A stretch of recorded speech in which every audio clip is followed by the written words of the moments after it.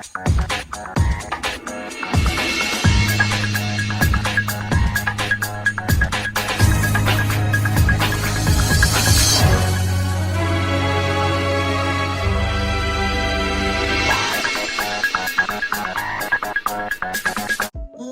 up, everyone? It's the Ghost from Corp YuGiOh here today, and today we are coming at you with something a little bit different today. I'm actually playing Alistair the deck, but guess what? I'm actually having two surprises in here. I am not playing the DPE package, and I am not playing the YuGiOh package, which I'm pretty sure you kind of figured that out by looking at the thumbnail. But before we get into today's video, I want to give a huge shout out to, Morgan, Kevin, Javi, and Rihan, otherwise known as Diaz.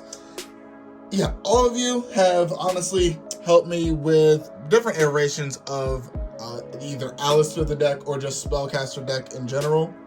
Javi more with the Dogma package, and teaching me how to lose very, very hard to this deck so I could do the same thing to my opponents every single time. And also, before we get started, I want to give a huge shout out to everyone who has been subscribing to the OnlyFans. We actually apparently have a few people who are on there, so definitely make sure you go ahead and do that, especially before the new year starts, because as soon as the new year starts, we're going to have mystery boxes going out to everyone who is a part of our OnlyFans community. Link to that will be in the description. But without further ado, let's go ahead and get right into today's video. So there's a couple of different surprises in here. Not only is this not playing the DPE package or the YuGiOh package, but it is not actually 40 cards. I can't seem to get away from 60 cards, don't worry. I'll explain later.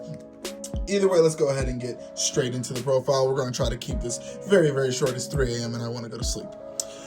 So first off, we have 3 Alistair. I mean, it's Alistair the deck, Ally the star. Like, it's the star of the deck. Gold rare. I like this version. So yeah, you got to play 3 in pretty much every single iteration of the deck. Then we have the Dogma package. It's pretty big because of the fact that we're playing 60 cards. So we're playing 3 Ecclesia, 3 Fleur, 2 Maximus, and then 2 Ashion. So a lot of people aren't playing Ashion, and honestly, I think that's a mistake. Ashion is actually a way that you can go ahead and have the ability to OTK your opponent a lot faster. It also gives you a very good matchup against anyone who's playing like the DPE package, because of what will basically happen is anytime that they do DPE to get rid of a card on your board, you're just going to go Ashion and add that card right back, assuming it's a Dogma card. And yeah, you're just going to keep playing, especially with the ability to add Fleur de Lis from grave to hand, which with the next card we're going to show you actually comes up quite a bit, because this is a small, like, little 2-card combo within the deck. And that is actually Magician's Soul. So I finally read Magician's Souls the other day for the first time since its release, like, ever. Like, I've never read this card mainly because I knew I couldn't own it. It was like 90 bucks, 90, 100. Then it became 150 and I was just like, nope, I'm not buying it. So since the reprint came out, I decided to actually read the card. And basically this says, if you have a Ashion in hand and this in hand, you get to free search for a level 8 Dogma card. Cool. And also you can potentially draw cards off of having dead cards in hand. By the way, you can also send the punishment to grave and then Ashion add that back. So, yeah, have fun with that. There's a lot of different interesting things you can do. Also, Magician's Souls goes very well with this version of the deck because we're not playing the Homage package. It actually helps out a lot, but we'll talk about those a little bit later. We have 3 Lancia, we have 3 Droll, and then we have 3 Kaijus. Because this is going second deck, we want to basically go ahead and stop our opponent. These are the best options, honestly. Also being Light and Wind to be able to go into Mechaba and or Raijin. And they just basically serve double uses, honestly. That's basically how these cards work. Then, of course, onto the spells, because spells and spellcasters, I guess. We're playing 3 Meltdown, 2 Invo. I was originally playing 3 Invo, but I needed room for Magician's Souls. That's basically it. The only reason I was playing 3 is because you definitely have a high percentage of banishing 2 in this iteration of the deck. This is kind of the broke boy version of the deck because I couldn't buy prosperities. I'm going to explain it to you. That's exactly why I'm playing the 60 card version. If I get prosperities, I'll probably go to the actual standard version, but with my alterations, of course. Then, of course, still more consistency. We need 3-Deer Servant. Best card to basically break down a board single-handedly, assuming that they do not have an Ash or anything. Ash or a Droll. Speaking of cards that can get drolled and it hurts, we're playing 3 Desires, but not only that, we're playing 3 Trade-ins. So you saw the amount of level 8s that we're playing, plus a Shine be able to grab anything pretty much back. It doesn't really matter. Worst case scenario, you send, if you like open this and Magician Souls, you open 2 of these and Magician Souls, that pretty much just says, oh, I still get to draw 2 anyways, like whatever. Same thing with pot. Like once you've used a pot, if you just open pots and Magician Souls, they're not useless anymore. We needed more consistency, and really trade-in is only there with Pot of Desires because I don't own prosperities, but that's basically it. If you want to do the standard version, you're not playing the 60 card version, just fix the ratios, cut the pots, well, cut the pot in the trade-in, and there you go. Then we're playing 3 Super Poly. We're playing 3 Droplet and 3 Chalice. This is basically the best cards to open at pretty much any time, these 2 being the absolute best. Chalice just coming up for more interactions when you have other stuff to do. Droplet allows you to do a lot of stuff. It also goes very well with the Shine, again, which allows you to push for game a lot easier. Super Poly, same concept. Chalice, you actually can just Chalice your Dogma monsters for the most part, and then just absolutely wreck your opponent. I'm not gonna lie, it's hilarious. Because sometimes you're just off by that little bit of damage. There you go. Then we're playing 3 Cosmic because this deck does kind of lose to IO if we don't have the right cards in hand. Yeah, that's kind of how that works. Shout out to Javi for the one of secret rare Cosmic that I am currently borrowing until my Cosmic comes in the mail. Also shout out to Javi because of this wonderful Dark Magician Girl mat that I picked up off of him a few weeks ago, about a month ago, and it's been serving pretty well. Then we have the 3 Triple Tack and the 1 Called By because yeah, hand traps suck, bro. Like it's so fun, and it just allows us to OTK super easy. Now I know I said this was an OTK variant of the deck, but of course you still have to play the 2 Punishment. They're very searchable, and honestly, if you don't need them, you just get rid of them with Magician Souls, and then you can just add them back later with a Shine, and it's completely fine. Sometimes you are forced to go first, and that's one of the best cards to set going first, because it can also just start your plays immediately just by 1 card activating. And then we're playing the 3 Infinite Impermanence because same concept. You kind of, not the same concept, but if you go first, it's a good card to set. You can hold it in hand for Mechaba. You can go ahead and set it to lock off a column. And yeah, it's just an overall good card. Plus, going second, you can go ahead and just go ahead straight up and activate it. Sometimes I side that out. Sometimes I side out Chalice, depending on the deck that I'm playing against, but overall it's a pretty good card. I know that's a lot of cards that say no and you can like open all of them, but honestly, if you do that and you see like 1 starter and you see the amount of starters that we play, yeah, I'm pretty sure you're gonna be pretty fine. Either way, moving on to the extra deck. So we're gonna start with the Invoke package. You play the 1 Mechaba, the 1 Purg, the 1 Agoides, the 1 Raijin, and the 1 Caliga. So theory behind this, Mechaba you're always making Purgatrios if they ash you at any point. Usually there's an ash gonna come down. You don't play anything that can make the Purgatrio, unfortunately, but usually within a game there's always like 1 fire monster that, you know, always comes up, especially against Sword Soul. And the Sword Soul matchup, this is actually pretty nice. Agoides because you can DPE, you know, use it, whatever. Caliga because going first, Caliga is actually so nuts to make. They have to use a negate on it. Like, they have to out that first before doing anything else. And then we have the 1 Raijin because everyone's playing a version of birds, so we might as well like flip all those face down. Because funny enough, they kind of do lose to Raijin in a way.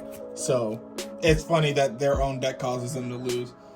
Same thing, if people droll you, you just make Raijin and you just go, okay, cool. I'm just gonna flip down your normal summon. Yeah, okay, cool. Then onto the Dogma package, or I guess Dogma package. Play the 1 Titaniclad, the 1 Chimera Phlasia, and the 2 Entis. So this is all we're actually playing. The concept of this is consistency piece, basically. Popping their board going for game, and Chimera Phlasia gets you super poly, and that's usually enough. Especially if you're going against in like a mirror. Yeah, you might want to just go ahead and make sure you have that Chimera Phlasia. And yeah, it's pretty good. It's also a super poly target, which is funny because we're going to talk about super poly targets right now. That being Dragostabelia, Starving Venom, and Mud Dragon. These are basically all you need in this deck. All the invoked monsters are basically super poly targets as well, as long as you have Alistair, so it's completely fine. I have yet to super poly make Titaniclad. That'll be a fun day. That'd be a really fun day, actually. On to the Link monster. So we're playing the Artemis package, so we're playing the 1 Artemis. I like it better mainly because it is super condensed, and I don't really want to like have to rely on seeing one thing and another, like, to do all that. It's just a lot of extra work. Although I do sometimes miss the All Mirage package. Sometimes. That's kind of up to you if you want extra space or not. Then I play the 1 Relinquished Anima. Going into a board that has no negates but big monsters, this is so nice, especially when they don't play around it. I have a whole TCG like thing about that. We'll leave like a link to that somewhere in the description, probably. Hopefully, if I can find it at 3 a.m. But yeah, Souls also goes into this very, very well. Super easy. Doesn't even have to use your normal summon just to go ahead and bait something out. Then you can go ahead and tactics them, and it's beautiful. Last but not least, we play Cross Sheep. Cross Sheep is our OTK enabler. You know why? Because there's a combo in there, if you smart ones should know, where because we have Magician Souls, and Magician Souls, Alistair, Ecclesia, you don't always have to use the effect. Thank you, Pack, for that video where you did explain that. It can literally just be a body that you summon. Don't use the effect. You continue your plays, then you special it back with Cross Sheep, use this effect, and then you kill them. That's exactly how you do it, and it's so beautiful to do that. I absolutely love that. Absolutely love that because it's so free, so much advantage, especially with the Cheyenne in head. It's just, it's so free. That being said, we're going to move on to the side deck now. We have 3 DD Crow, because pretty much anything gets hit by DD Crow at this point, but we didn't want to main deck it. I don't like interactive hand traps. I like floodgate type hand traps, especially in this, because interactive hand traps, you have to be extremely smart in how you use them. I'm not that smart. I'm pretty big dumb, honestly. I'm playing Oonga Boonga decks for most of my life, so yeah. Then we play 3 There Can Be Only One. Again, we don't want people playing, plus Magician Souls can just kind of get rid of this for us, so it's not really even a problem. There's just a lot of reasons we can play There Can Be Only One, especially with the Invoke package. It shuts most of our Dogma package off, but I'm pretty sure you're siding a lot of those out if you're doing the There Can Be Only One. Just because it makes more sense. Then we're playing the 3 Ice Dragons Prison. Essentially a separate copy of DD Crow, but like assuming we are going to be forced to go first. That's basically what that is. But it does 2 things, so that's really good. We can also push out more damage that way as well. Then for the Bird deck, we are playing 3 Mask of Restrict. It's birds and Drytron. I said birds, but I mean Flundries. Those have been popping up in a lot of remote regionals lately, and I just don't feel like dealing with that at all, so there you go. And the rogue Drytron players that are still playing Drytron for whatever reason they want to play Drytron, Mask Restrict also helps against that, and it doesn't do anything against us, so it's just like, oh, I guess it's free, and if we want to get rid of it because we have too many Magician Souls, okay. Magician Souls is just a nuts card in this deck, I'm not gonna lie. Then we play the 1 Pank, the 1 Harpies, and the 1 Red Reboot. And that is it for the deck overall. I don't think I really need to explain why we play Pank, Harpies, and Red Reboot, because they are self-explanatory. They are all at 1 for a very good reason. But that's it for today's video. Thank you for watching. If you like this video, go ahead and smash that like button, considering that subscribe button, and tap the notification bell so you never miss a new video. I know, no Shaddoll package, no DBE package. To kind of explain, we broke, so go sub to the OnlyFans, And then we might actually have, better cards to play better versions of this deck and to get better deck profiles for you guys. Make sure if you're buying any cards, use that TCG player link in the description below. It costs you nothing extra and supports us directly for the cards you already be buying. We have a lot of different things coming up because it's going to be a new year, and new year means new things for Ghost Corp YuGiOh. So make sure you hit that notification bell so you never miss any updates. Remember, we do streams every Thursday and Sunday unless something else pops up, where you can go ahead and see. I actually played this deck on stream this past Sunday, so if you want to go ahead and watch that VOD, we usually keep up all of our VODs. They're probably the videos with like the crappiest thumbnails or whatever. Anyways, I've been rambling on for a while. Go and make sure you check those out. Check out a bunch of our other videos. We're going to be going ahead and kind of reforming a little bit, but we're still going to be the same good old entertaining YuGiOh YouTube channel, the only YuGiOh YouTube channel with an OnlyFans, which you should go subscribe to, like now. In the link in the description below. Thank you for watching.